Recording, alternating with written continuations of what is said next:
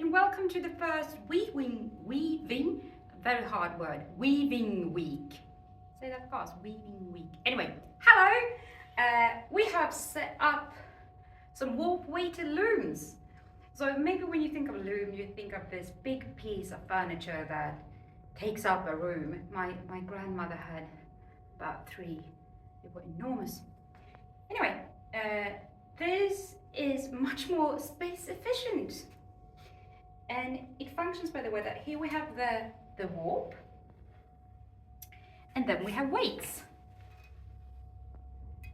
making sure that the warp stays flat and nice. And we start this weave by weaving a piece of ribbon, and then the warp comes out from the ribbon. So I have been pulling the ribbon tight on one side and then pulling long loops on the other side, which I think is rather excellent. This is a clever way of doing it. This is a very simple weave. This is the most simple weave that you can do. We only have 2 sets of warp that will go up and down, creating a box pattern, simply. You can, of course, add more sets of warps and then it becomes more complicated. That's not what we are doing because we are beginners. And this here is my experiment piece. I am planning on making a headband because it's very cold. It's gone to about -25, which is cold. It feels a bit like getting hit in the face when you go outside. I think it's marvelous. So I'm going to be using this Icelandic technique of putting in pieces of wool into the warp, locking it in by putting it around a thread and then under 2 more threads, which is very nice. So I think my ears are going to get nice and cuddly. I have also been experimenting with what is called krabbasnor, which sounds like crustaceans in a shrubbery. I don't know where this word comes from, krabbasnor, which is very simple.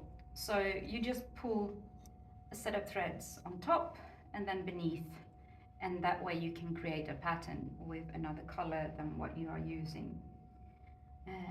And then I did some snärj, which is similar but not exactly the same thing. So here I have been putting the thread around the warp instead, creating an insert of another color. And I think here is krabbasnor again, where I wanted to do something a bit geometrical.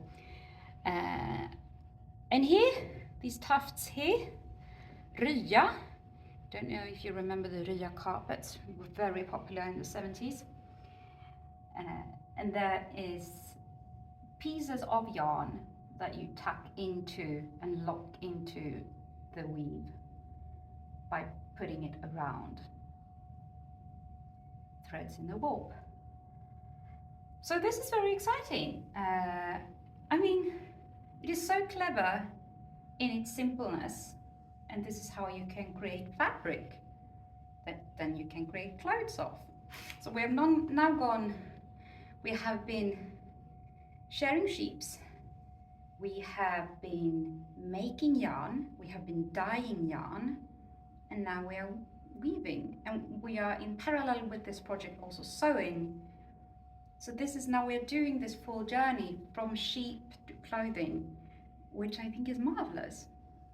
So I wanted to show you just a little bit how this is done. So I have my thread in here,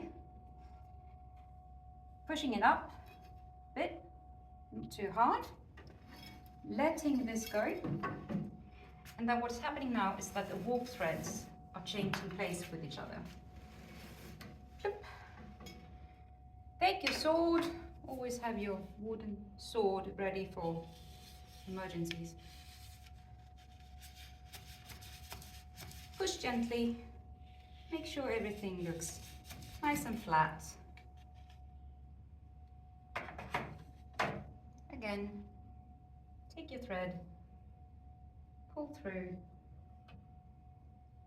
Make sure not to pull too hard on the edge, because that will make your weave very skinny and crumbly, which is not what we want. Push it up. Again, make stuff change place. Let's trick it this way. Threads need a bit of help. They like hanging on to each other.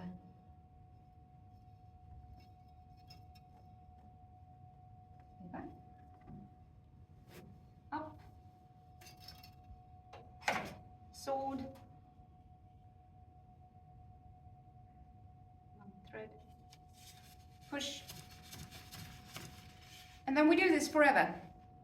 Or until we run out of warp, at least. So yeah, wish me luck with making a fluffy headband to not freeze about my ears.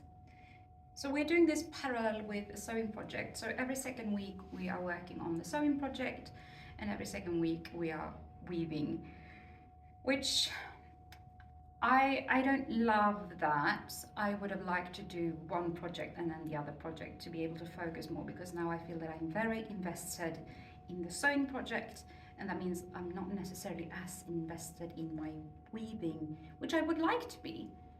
I mean, one of the reasons I came here is that I wanted to learn how to weave, because it was something my grandma did, but she died before I asked how to do it.